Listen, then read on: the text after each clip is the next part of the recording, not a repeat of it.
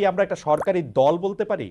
তাদেরকে যদি একটি সরকারি দল বলি বা তারা যে একটি রাজনৈতিক দল করতে চাইবেন সেটি যদি স্পষ্ট, আপনারাও কি সেই রাজনৈতিক দলে যোগ দিবেন? মানে ব্যাপারটা কিরকম আমরা যদি একটু বুঝতে চেষ্টা করি, রেজানা আপা।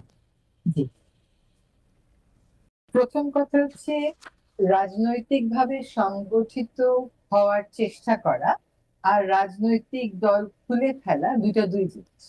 রাজনৈতিক দলের নিবন্ধন লাগবে, তার অনুমোদন লাগবে, তার গঠনতন্ত্র লাগবে, তার একটা স্ট্রাকচার লাগবে, এগুলো কিছুই ওখানে নেই।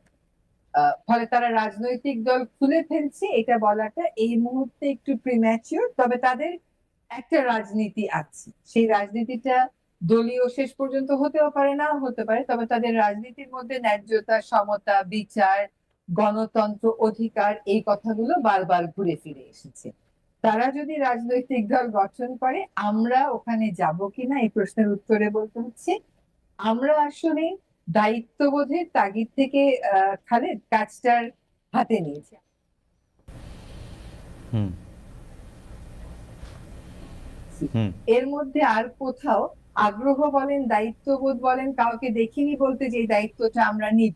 তো আমরা যে দায়িত্বটা নিয়েছি আমরা হিসাবে নিইনি। যেমন আমি যখন গেছি শপথ নিতে, কে আমার সাথে সাথে আর কারা থাকবে আমি জানিও না।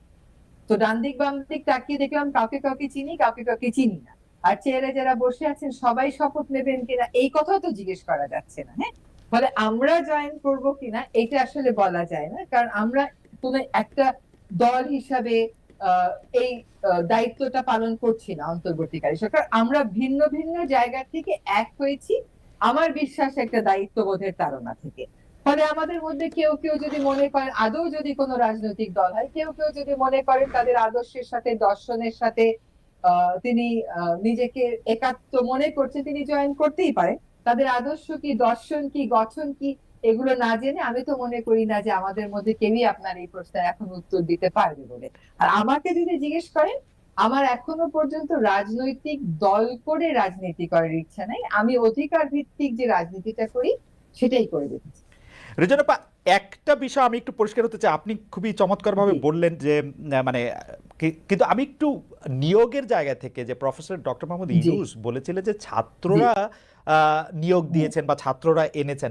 আপনি কি এই নিয়োগ প্রক্রিয়াটা সম্পর্কে, যারা আসছেন, যেহেতু প্রশ্নটা উঠবে, আমার কোনো আপত্তি নাই, কারণ হচ্ছে যে আপত্তির প্রশ্নও নাই, কারণ আপনারা একটি ক্রান্তিকালে দায়িত্বে এসছেন, ক্ষমতা জি, নিচ্ছেন, হুম। দায়িত্ব পালন করছেন, সেটির জন্য আপনি আমাদের সকলেরই সাধুবাদ জানবেন। কিন্তু এই যে নিয়োগ প্রক্রিয়াটা আসলে কি করে হলো, বা কেন, মানে কেন আপনারা, মানে মানে জি, কেন সৈয়দা রিজওয়ানা জি, হাসান, মানে এটা কে ঠিক করে দিল? মানে জি। আপনার নিয়োগকর্তা আসলে কে? মানে ডক্টর মোহাম্মদ ইউনূস, ছাত্র জনতা, প্রেসিডেন্ট শাহাবুদ্দিন আ- চুপ্পু, মানে জি, কে আসলে?